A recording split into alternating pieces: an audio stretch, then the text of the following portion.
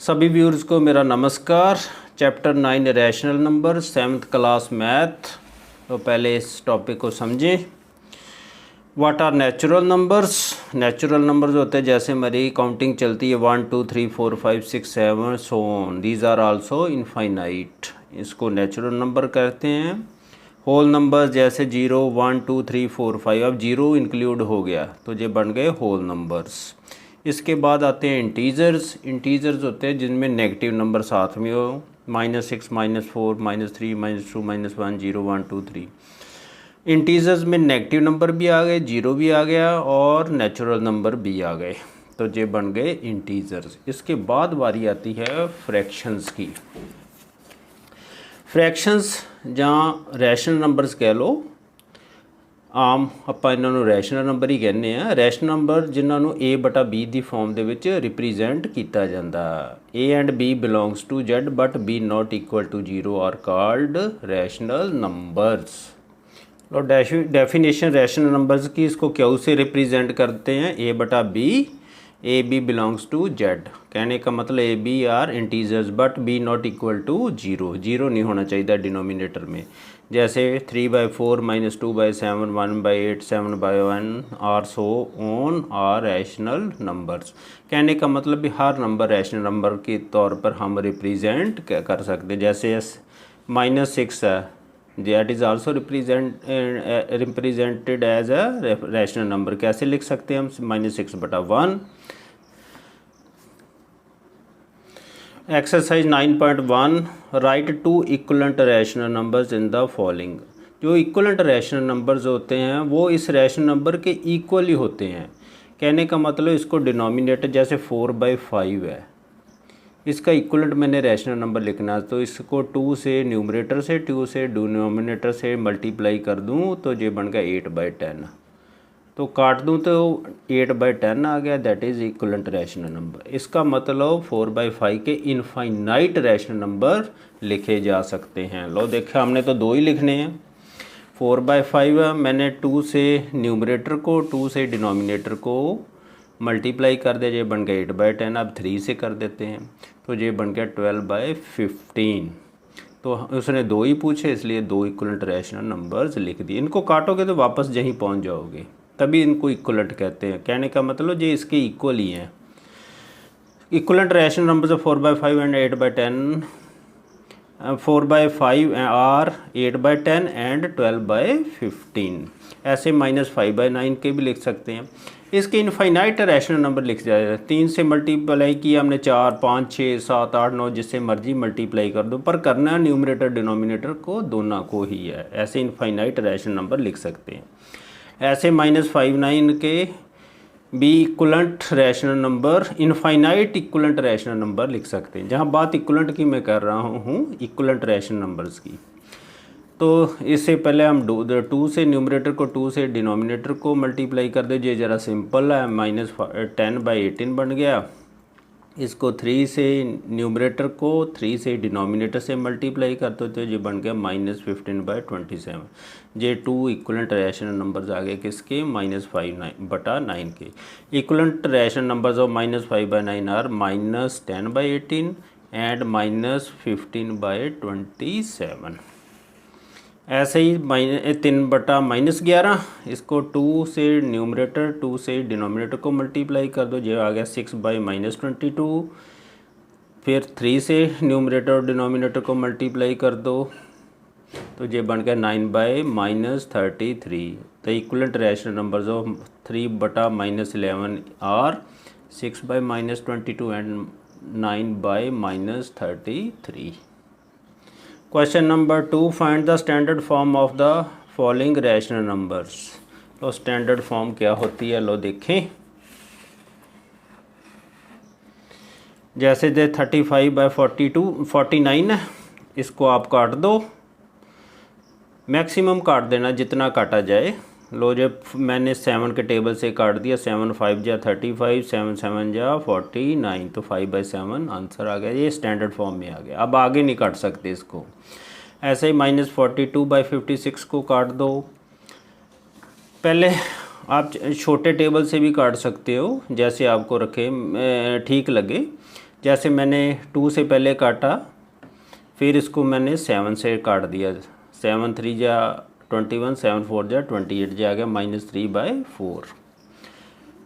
Third part 19 by -15 7, तो इसको 19 या 57, 3 के टेबल से 19 के टेबल से कट गया, ये आ गया 1 बाई -3। ऐसे 4 पार्ट, जे माइनस है माइनस से माइनस काट दो। 12 3 36, मैंने सीधा ही 12 के टेबल से ही काट दिया। पहले आप छोटे टेबल से भी काट सकते हैं 2 के, फिर आगे काटो। ये आ गया 1/3। आगे question number 3, which of the following pair represent same rational numbers. इन्ना चो आप चेक कर लेने हैं, इनको काट के अगर सेम वैल्यू आती है दोनों की तो सेम रैशनल नंबर है। लो -15/25 है जी, मैंने लिख लिया, इसको काटा, ये स्टैंडर्ड फॉर्म में आ गई, इसकी वैल्यू -3/5। अब 18/-30 है, इसको मैंने काट दिया 6 3 18, 6 5 30, ये भी आ गई -3/5। दोनों वैल्यू सेम आ गई हैं स्टैंडर्ड फॉर्म में। तो these -15/25 and 18/-30 represent same rational numbers. ऐसे इसको चेक कर लो। 2/3 एंड -4/6, -4/6 को हम काटते हैं तो ये स्टैंडर्ड फॉर्म में आ गया, 2 दूनी 4 2 3 6 -2/3। ये तो पहले स्टैंडर्ड फॉर्म में और कटना नहीं, तो ये दोनों वैल्यूज़ बराबर नहीं आई, ये 2/3 ये माइनस आ गई। अगर ये प्लस किया है, इसलिए हम कह सकते हैं ये do not represent same rational numbers. 2/3 and -4/6 do not represent same rational numbers. अब थर्ड पार्ट देख लेते हैं, -3/4 एंड -12/16। ये तो स्टैंडर्ड फॉर्म में, ये और कटना नहीं, इसको ऐसे लिख लिया, -12/16, 4 3 12, 4/16 -3/4, ये सेम वैल्यूज़ आ गई, इसलिए -3/4 and -12/6 represent same rational numbers. ऐसे अगला पार्ट चेक कर लेते हैं, -3/-7, इसको माइनस से माइनस काटा, ये भी 3/7 है, ये 3/7 पहले ही है, रिप्रेजेंट सेम रैशनल नंबर क्योंकि वैल्यूज सेम है। आगे क्वेश्चन नंबर 4। लो क्वेश्चन नंबर 4 देखते हैं, which is greater in each of the following. दो रैशनल नंबर दिए हुए हैं, हम ढूंढ लेते हैं इन पेयर में कौन सा बड़ा है।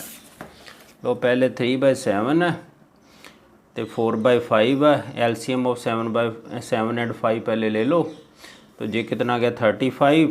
अब डिनोमिनेटर एक जैसे बना लो। डिनोमिनेटर एक जैसे बनाने के लिए न्यूमरेटर को भी उतनी मल्टीप्लाई करना, 5 से न्यूमरेटर को, 5 से डिनोमिनेटर को, 15/30 काटोगे वापस यहीं पहुंच जाओगे। इसको 7 से मल्टीप्लाई करो तभी 35 बनेगा, 7 से ऊपर 7 से नीचे 28/35। और डिनोमिनेटर एक जैसे हो गए। आप ऊपरली जो नंबर्स हैं उनको कंपेयर कर लो। ये 28 है, आपको पता ही 28 बड़ा होता है 15 से, 28 ग्रेटर दैन 15, तो नेचुरली 28/35 ग्रेटर दैन 15/35। तो ये वैल्यूज़ आप रिप्लेस कर लो। 28/35 कौन सी है, 4/5, 15/35 है 3/7, ये रिप्लेस करके ऐसे लिख देना है, 4/5 ग्रेटर दैन 3/7। ऐसे सैकेंड पार्ट है, -4/12 एंड -8/12। इत्थे जरा ध्यान देना पैना। देखो ये नंबर लाइन है, ऐसे नंबर चलते -4 -5 -6 -8, ये इंक्रीजिंग ऑर्डर में। इसका मतलब -8 से बड़ा -7, -7 से बड़ा -6, -6 से बड़ा -5, ये बढ़ते क्रम में लगे हुए हैं। इसका मतलब -4 ग्रेटर दैन -8 है। इससे पता डिनोमिनेटर तो एक जैसे ही है, तो फिर हम कह सकते हैं -4/12 इज़ ग्रेटर दैन -8/12। आगे थर्ड पार्ट -3/9, 4/-18, पहले इनके डिनोमिनेटर एक जैसे करो, तो अब उसका एलसीएम लेना पड़ा। 9 दूनी 18, 9 के टेबल में भी आ गया तो 18 एलसीएम आ जाएगा।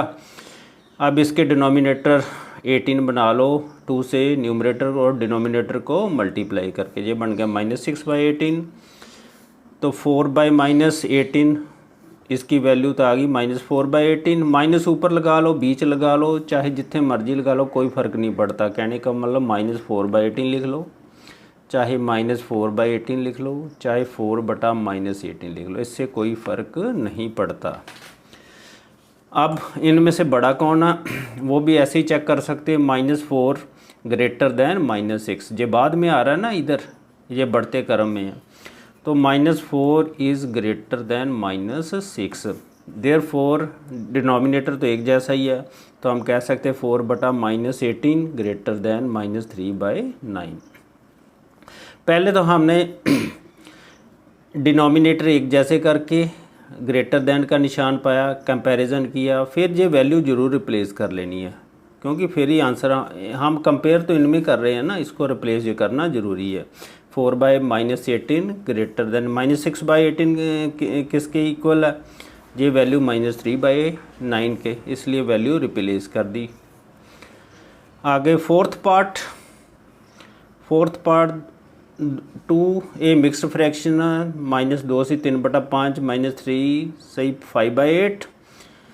इनको पहले 5 2 या 10 +3 -13/5, ये बन गया 8 24 तो 5 29 -29/8। इनके 5 और 8 का एलसीएम आ गया 40, तो इनके डिनोमिनेटर हम 40 बनाएंगे। ये है -13/5, इसको 8 से मल्टीप्लाई कर दो न्यूमरेटर और डिनोमिनेटर को, ये बन गया -104/40।